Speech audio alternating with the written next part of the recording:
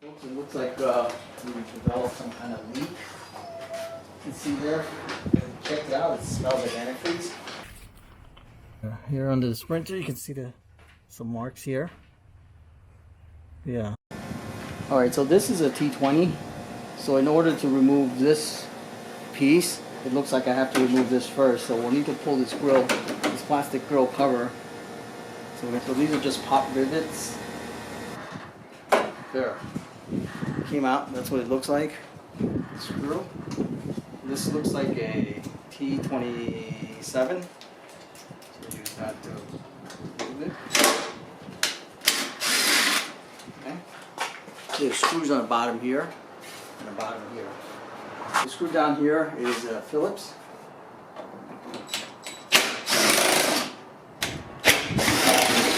Okay. There it is. This should come right off. Yep.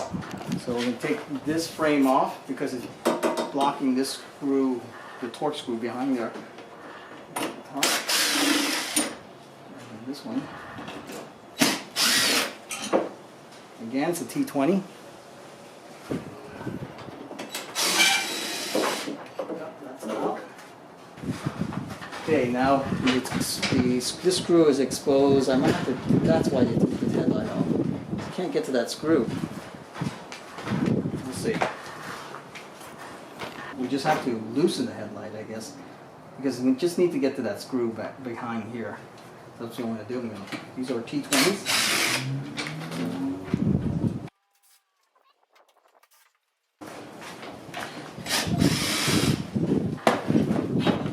There. Now we expose that screw right here. That's what we need to get to. For one here, one here, one here, and one here. Get this out of the way. We should be able to get to it. And this is a T45.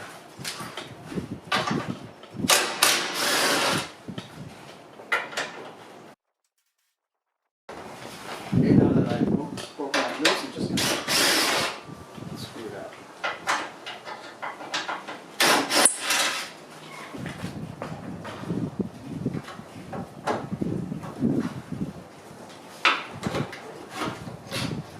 Some kind of clip here. It's on this side and that side.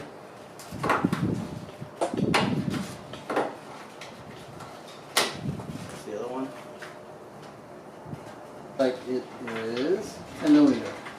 I need to take that off too. It's off. To this heat shield. So what I'm going to do is I'm going to remove this heat shield, and there's a 10 millimeter screw here. There's a 10 millimeter screw there, and a 10 millimeter screw in the back.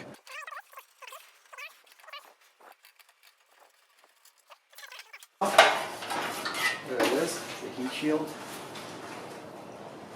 Yeah, this should. Yeah, it does come right off. Oh, but it does have a latch here that we need to remove in order to open the hood. So we just need to unbolt these screws. Remove the hood latch. Okay.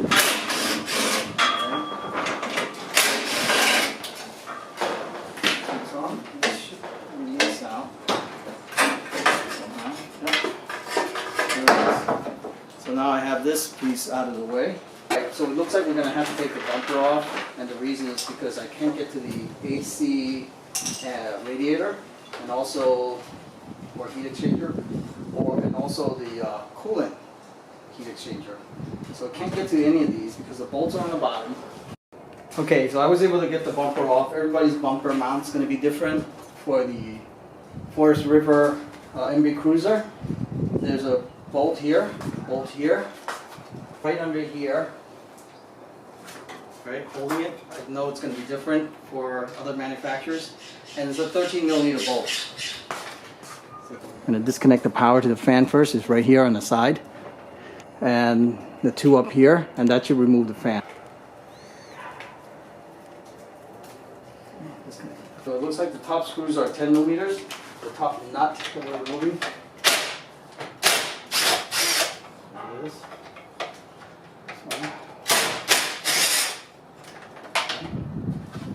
Right, this was in there. Let's push this nut out. There it is.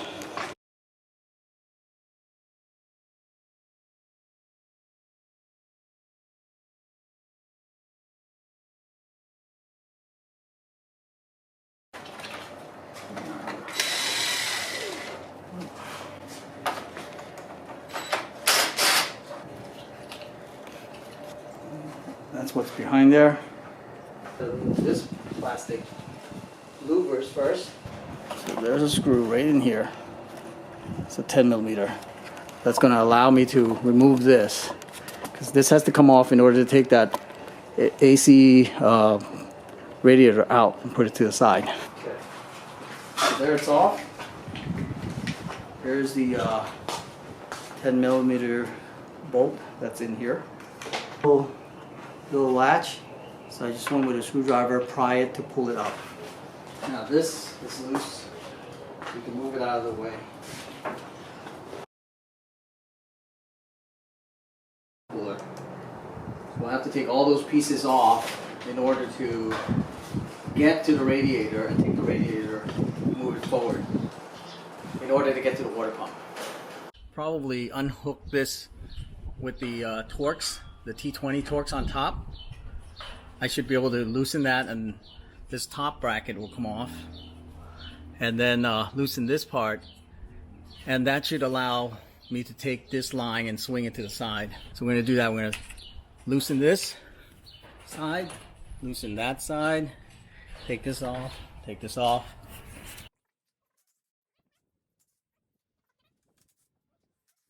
Again, once I take these off, that's off. There it is. So I'm going to take this off to remove this top piece. I think it's just a clip over here. Come a little closer, you can see right over here. This over. So this thing should come out. There it is. So it's just like an upside down U that just clips on. This can come off. Now this is off. I'm going to put this to the side. It's stuck to the 10 millimeter screw on the bottom.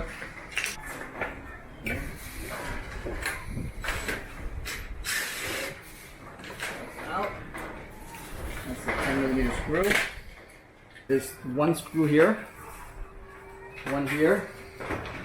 Okay, this is like 13, I think. Okay, 10 millimeters.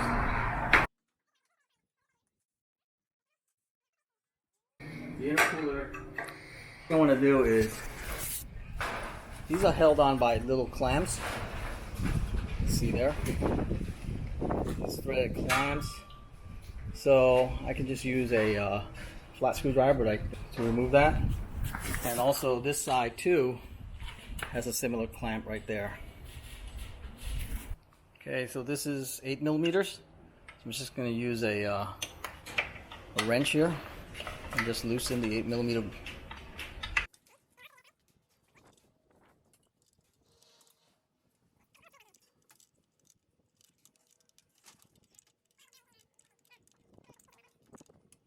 We just took this clamp off. This clamp is what's in that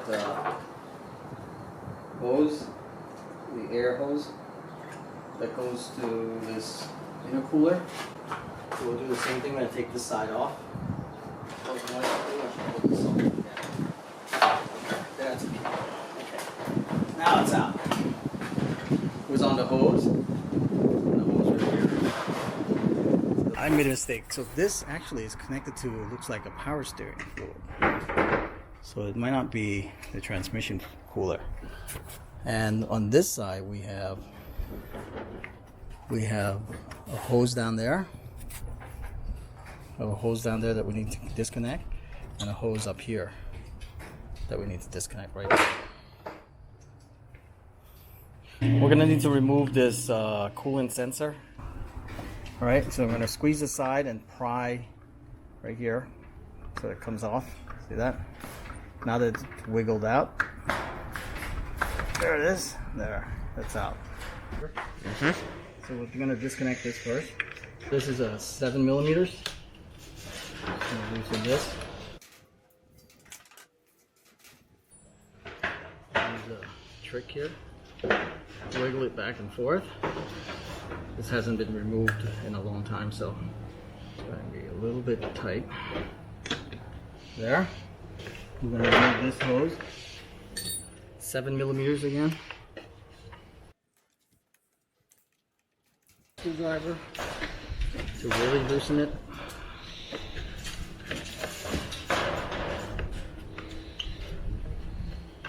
Okay, once that's loose, there, you should be able to pull it out. The hose should be able to come off, and it does. There it is. And we need to remove this hose. Can you see that? There we go. Oops, yeah, we need to remove this What hose valve? also. Okay, can you see that? Yeah. That's also looks like a 7 millimeter. Come in here, we're gonna look down. You see this screw where my finger is. Right, come over more, like this. You see this screw here? Yep. See it? Screw off. It's also a 7 millimeter. You gotta make sure it's really loose because it's getting stuck at the lip here. There it is. And there it is. This actually can move out. And I was able to lean it out far enough so I can get my impact wrench in here. So we're gonna try to remove the fan.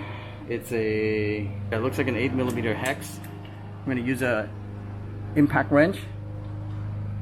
Make it easier on ourselves. Let's see. Oh, that was it. Too easy. This is going to be too easy. There it is. The fan is out. All right. So first we're going to have to remove this belt, and to do that, there's a tensioner pulley here. So I have a 1/2 inch wrench connected to the T60. And turn this so the belt's loosened, and you can just pop the belt right off. There it is. So this is a T30. I'm going to use a small impact wrench here. And it comes right off.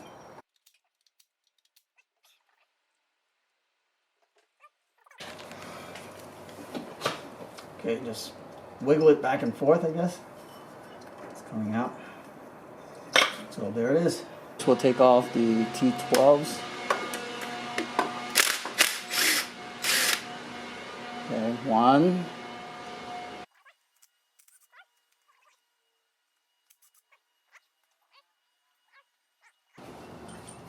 Those are the E12 bolts. Now we'll do the E10s.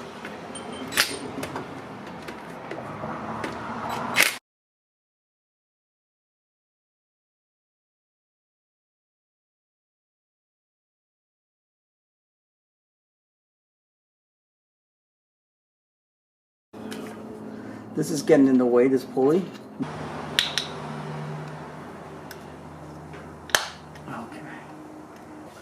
So to pry these out, I had to use 2 flat screwdriver, slowly walking them out, right? So now what that does, it opens up the last E10 bolts.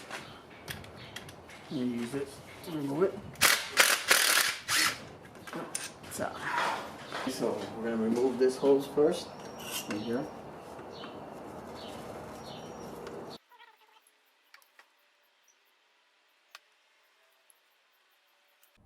Okay, here's the water pump. We got the 5 bolts out already. We are here, up here.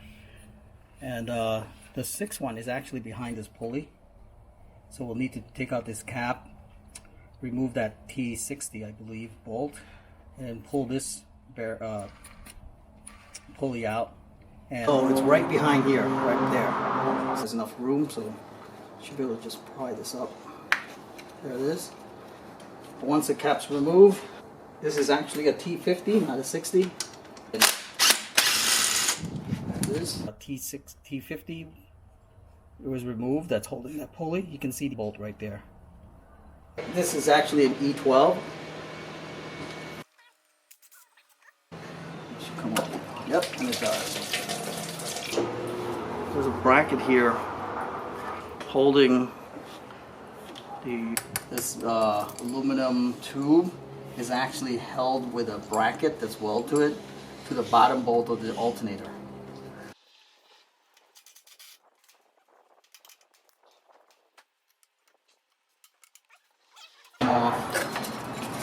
Easy. Finally. Clean. Here's the water pump. Looks pretty clean. You can see there's some marks. It looks like the water may have been leaking from the bottom. But other than that, it looks good. Got the new one on order. When it comes in, we'll replace it. Looks like there's 4 E12 or E12s. One here, one behind the pulley, one here, and one here. And then there's 5 E10. 1, 2, 3, 4, 5.